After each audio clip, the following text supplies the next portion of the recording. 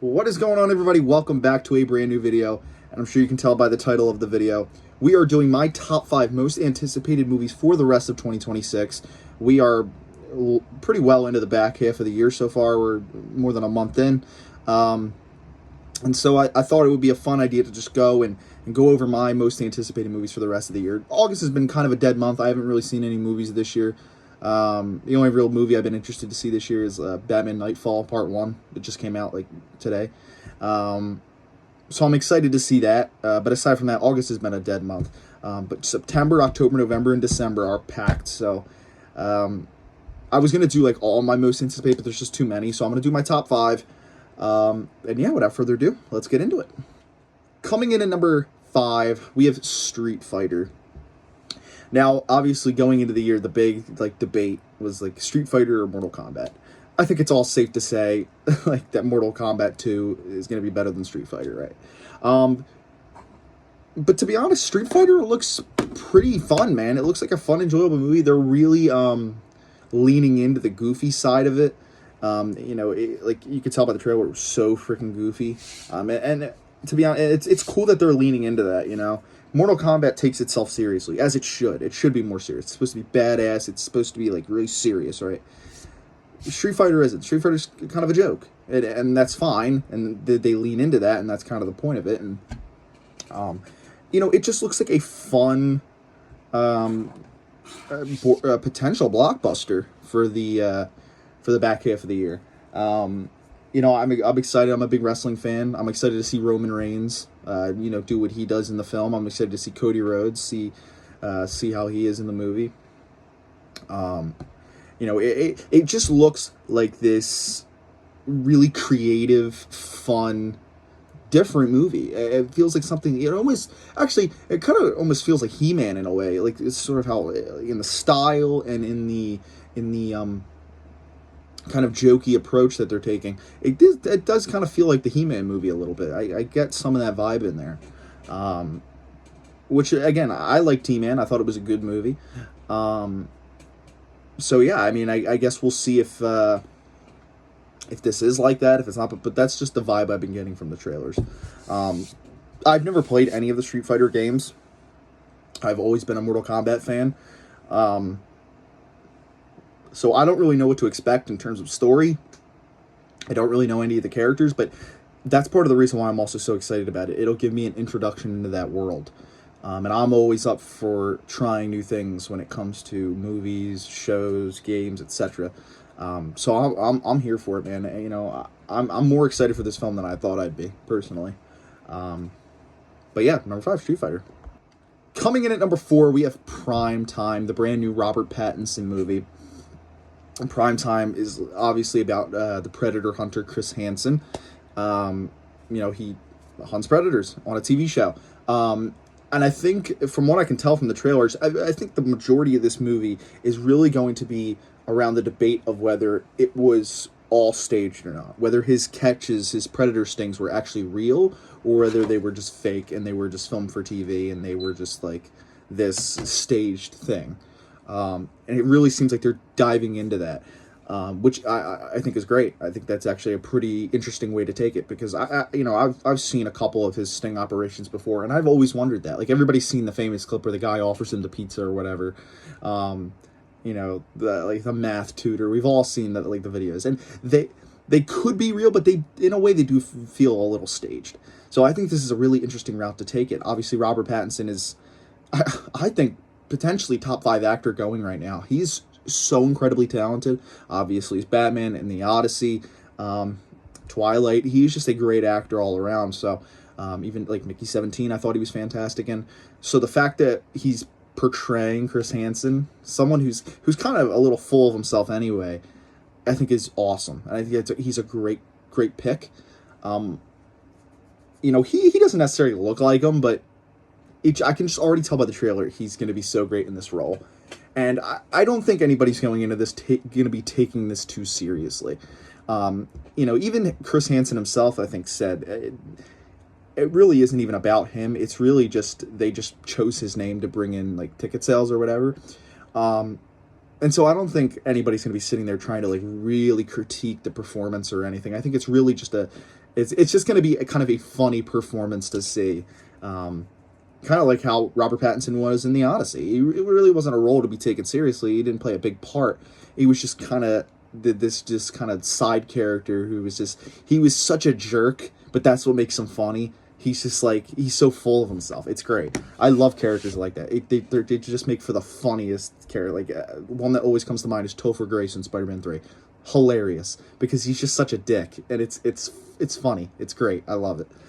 So it looks like that's kind of how Robert Pattinson's going to be in this movie, and I'm here for it. I really am. We're, again, it's going to dive more into the psychosis of it, it looks like. We're going to get to see some of his sting operations recreated for the film. And yeah, I guess it's technically kind of a biopic, sort of. And I'm here for it, man. I'm excited. I can't wait to see what they bring. Coming in at number 3, we have Avengers Doomsday. Now, this is a movie, if you would ask me in the beginning of the year if I was excited for it, I would have said no. I would have said dead no, not at all. After that first trailer, still wasn't excited for it, really. It just looked like the same old bullshit I was expecting. Then we got the special look a couple weeks ago. Like 2 weeks ago, something like that, yeah. And that changed some things for me. My anticipation for this film is definitely higher up now, for damn sure. I honestly, the main thing that this movie needs to bring, same with Secret Wars, spectacle. I want to see with this film, I want to see the biggest action spectacle of all time. Of all time. This needs to take Endgame spectacle and wipe it off the face of the earth. It needs to take Infinity War spectacle and wipe it off the face of the earth. If they want this movie to succeed in the way it should, they need to deliver the best action spectacle of all time. This needs to be the biggest blockbuster event. In action, in CG, I think they can handle it. I really do. I think they can. The question is, can they handle it in story? Can they deliver a satisfying story? Because one of the big things going into this movie is the lack of build-up. And there is. I don't care what anyone says. There is a lack of build-up. You could say, oh, Doom likes to hide in the darkness. Doom likes to pull strings from behind the scenes. You could say that, sure, but there's still a lack of build-up. The thing with Thanos didn't really like being in the spotlight either. The build-up to Infinity War and Endgame, we only saw Thanos 3 times. The thing with it is that they built up the Infinity Stones. And that is where the build-up really came from, is the Infinity Stones. Each and every movie featured one of the Infinity Stones. And they were kind of placed in your face, but also not. So that way you knew that they were there, you just didn't really know what it was building up to. And it was just perfectly done. It was genius. They don't have that for Doomsday yet. And that's fine. I was never going into this expecting this to be as good as Infinity War and Endgame. That's okay. It doesn't have to be. As long as they deliver on spectacle, which I think they will. This is why I'm pretty excited for it. As long as they do that, I will be satisfied. And yeah, I mean, a great, huge cast of characters, I'm very curious to see how they all interact with each other. You got X-Men, Fantastic Four, our Avengers, all these different teams are coming together and teaming up to take on Doom. And let's be honest, Doom is the most interesting part of the movie. I mean, it's his movie. It's literally called Doomsday. And that's what makes it so interesting, though. That he is the most intriguing part of this film. I really want to see how he differs from any other character we've seen in the Marvel Cinematic Universe. I want to see how intense he is. I want to see how strong and powerful he is. I want to see really what makes him a different beast. And they really need to do a good job at showing that. Because if they don't, it's just going to be like, all right, we saw this with Thanos. Cool. So yeah, I am pretty excited, man. I can't wait to see the spectacle that they put on, and more honestly, I'm just excited to have a gigantic theater experience again. I feel like this year, I haven't had a really good theater experience in a while. I mean, my Supergirl theater experience was really, really good. We had a good crowd, a lot of clapping, a lot of cheering, a lot of laughing. I had a really good crowd with Supergirl. Supergirl was really fun to see for me. Um, Aside from that, though, like the rest of my theaters have been dead. Really, I really haven't experienced a really good crowd yet. Spider-Man Brand New Day had they give a good clap at the end. They give some laughs in there as well. So that was a decent crowd. But like I really want a crowd that just goes hog wild crazy, like not interrupting the movie or anything, but every time something crazy happens, you just freak out. Like something that crazy, I really haven't experienced since No Way Home. So it'll be really fun to have that happen again, hopefully. Fingers crossed. And hopefully I can get tickets, because I still haven't got my tickets yet. I usually wait till last minute. It's really bad, but my theaters really don't usually get that packed until Spider-Man. Spider-Man was the first time in a while I've seen my theaters get really freaking crowded. But even then, I was still able to get tickets the day of. So, but yeah, Avengers Doomsday. Pretty excited. Coming in at number 2, we have I Play Rocky. I am a massive Rocky franchise fan. I love the Rocky franchise. I always have since I was a kid. You know, I love the Creed movies. The first Creed was top 5 favorite movie of all time for me. I fucking adore that movie. Love Rocky 3, Rocky 4, the first Rocky, you know, Creed 2. I'm a little lower on like Rocky 2, Rocky 5 and 6, Creed 3. Like they're still good movies, but they're just not as good as the other ones I just named. Man, I can't explain to you how excited I am to see a recreation of how Stallone made the first film. Like, just to give you an idea of how, like, I'm from Philly. I live in Philly. I have some pictures right here. In June for my birthday, me and my family went to Adrian's restaurant, the actual restaurant. We had dinner there for my birthday. It was a big surprise. It was fantastic. I loved it. It was such a fun experience. I've been to the Rocky statue before. Like, I am a nut for this franchise. I love Rocky. I always have and I always will. I will always be a massive Rocky fan. And again, just to see that they are recreating the first film in a biopic with Stallone is just insane to me. It's great. I love it.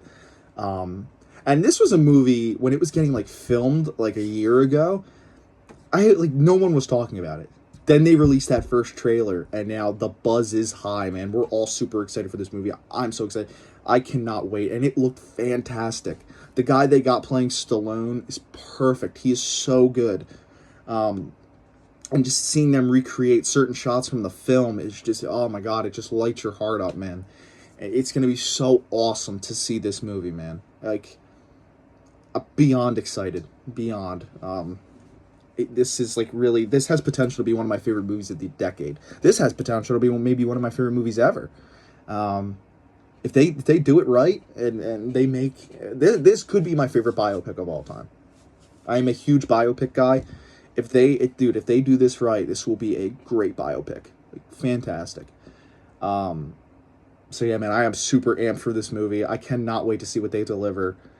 Yeah, I'm just really, really excited.